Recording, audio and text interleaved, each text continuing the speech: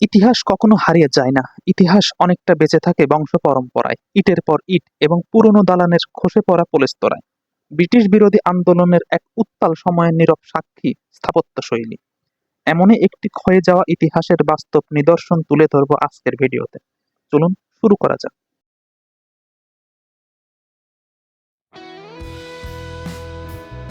ইতিহাসের সন্ধানে হুট করেই চলে এলাম প্রাচীন এক জমিদার বাড়ি সংলগ্ন, যা এই অঞ্চলের এক অনন্য স্থাপত্য নিদর্শন। স্থানীয়দের কাছে এটি চৌধুরী জমিদার বাড়ি হিসেবেই পরিচিত। কালের সাক্ষী হয়ে দাঁড়িয়ে থাকা এই বাড়িটি আজও তার আভিজাত্য আর ঐতিহ্যের জানান দিচ্ছে।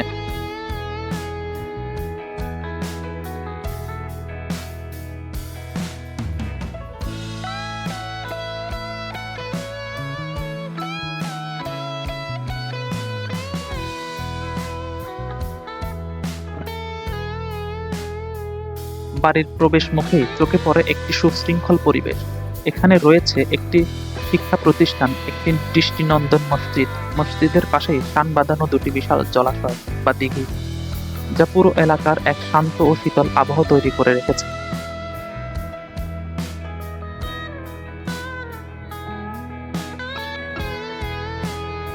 মসজিদের পাশেই এই পরিবারের নিজস্ব কবরস্থান।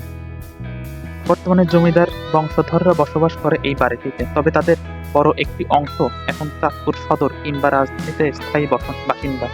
খুব অল্প সংখ্যক সদস্যই এখন পৈতৃক এই গ্রামে অবস্থান করছেন।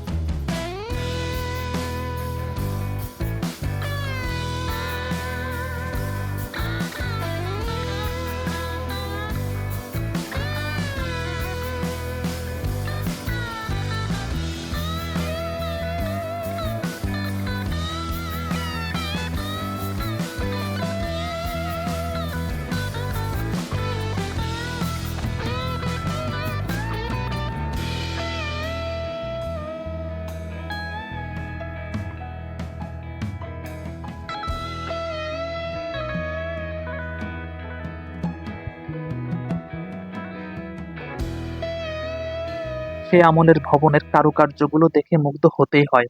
চুন সুরকির মজবুত গাঁথুনি, বিশাল আকৃতির খিলান আর জানালার নকশাগুলো স্পষ্টতই ব্রিটিশ আমলের স্থাপত্যশৈলীকে ফুটিয়ে তোলে। যদিও আজ দেয়ালগুলো নোনা ধরে খসে পড়েছে, কিন্তু প্রতিটি ইটের গঠন বলে দেয় সেই সময়ের আভিজাত্য আর প্রকৌশলবিদ্যার নিপুণতার কথা।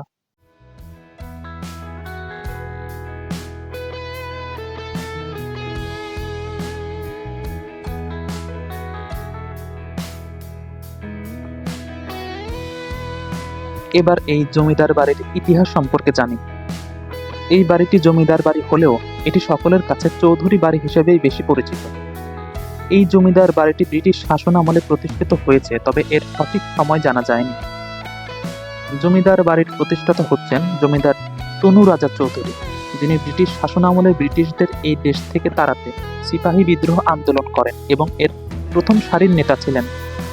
ব্রিটিশদের ধরপাকড়ের কারণে বর্তমান চাঁদপুর জেলার অন্তর্গত চাঁদপুর সদর উপজেলার চান্দ্রা ইউনিয়নে আত্মগোপন করেন। তারপর এখানে স্থায়ীভাবে বসবাস শুরু করেন এবং পরবর্তীতে এখানকার জমিদারিত্ব লাভ করেন। তিনি মারা যাওয়ার পর এই জমিদার বাড়ির জমিদারিত্ব বংশ পরম্পরায় চলতে থাকে। এই জমিদার বাড়ির জমিদাররা কালে কালে বহু সুনাম অর্জন করেন, যা এখনো সাধারণ মানুষের কাছে বিদ্যমান। এই জমিদার বংশধররা ছিলেন ইসলাম ধর্মাবলম্বী। এখনো এই জমিদার বাড়ির বংশধররা আছেন, যারা সরকারের বিভিন্ন উচ্চ পর্যায়ের কর্মকর্তা হিসেবে কর্মরত আছেন। জমিদারি প্রথা বিলুপ্ত হলে এই জমিদার বাড়িটি ইতি ঘটে।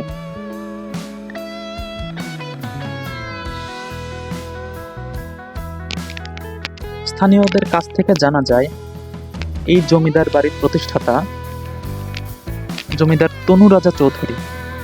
তিনি ছিলেন এক সন্তানের জনক, যার নাম ছিল আলী আসগর চৌধুরী। আলী আসগর ছিলেন 7 সন্তানের জনক। তারা হলেন মতি রাজা চৌধুরী, উমেদ রাজা চৌধুরী, কামিজ রাজা চৌধুরী, হামিদ রাজা চৌধুরী, মোহাম্মদ রাজা চৌধুরী সহ আরো 2 জন। এছাড়াও আরো কয়েকজনের নাম পাওয়া যায়, যারা সরকারের বিভিন্ন উচ্চপদস্থ কর্মকর্তা ছিলেন। তারা হলেন মমতাজ উদ্দিন চৌধুরী, আব্দুল বাসেত চৌধুরী, আমিন মিয়া চৌধুরী সহ অন্যান্য। এছাড়া চাঁদপুর স্থানীয় রাজনীতির সাথে জড়িত ছিলেন হাবিবুল্লাহ চৌধুরী, আলাউদ্দিন চৌধুরী সহ আরো কয়েকজন। চাঁদপুর ঐতিহাসিক চৌধুরী ঘাট ও চৌধুরী মসজিদ তাদের নামে নামকরণ করা হয়েছে।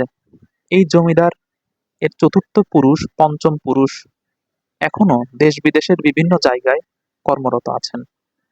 বাড়িটির অবকাঠামো আসলেই অনন্য।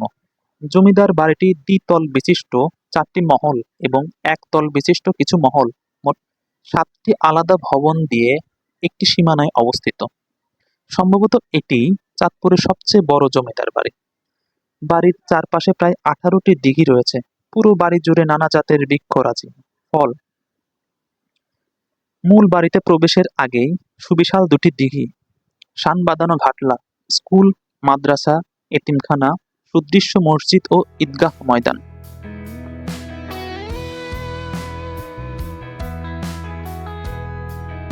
বর্তমানে জমিদার বাড়িটি পুরাতন মহলগুলোতে কেউ বসবাস করেন, একেবারে পরিত্যক্ত অবস্থায় পড়ে রয়েছে।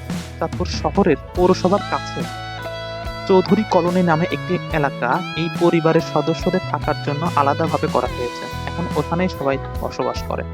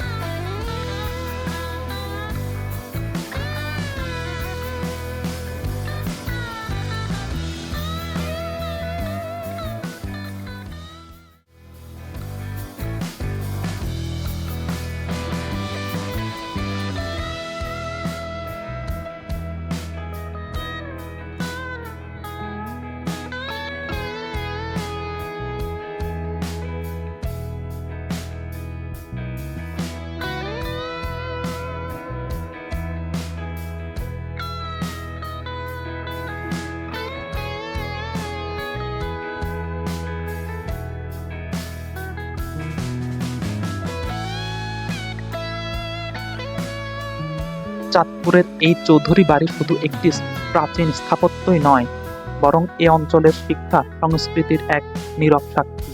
যদিও সময়ের বিবর্তনে বাসিন্দাদের অনেকেই আজ শহরমুখী, তবুও এই বাড়িটি আজ আপন মহিমায় আজও টিকে আছে। যারা ইতিহাসের কাছাকাছি যেতে ভালোবাসেন তাদের জন্য এই চৌধুরী বাড়ি হতে পারে একটি আদর্শ গন্তব্য।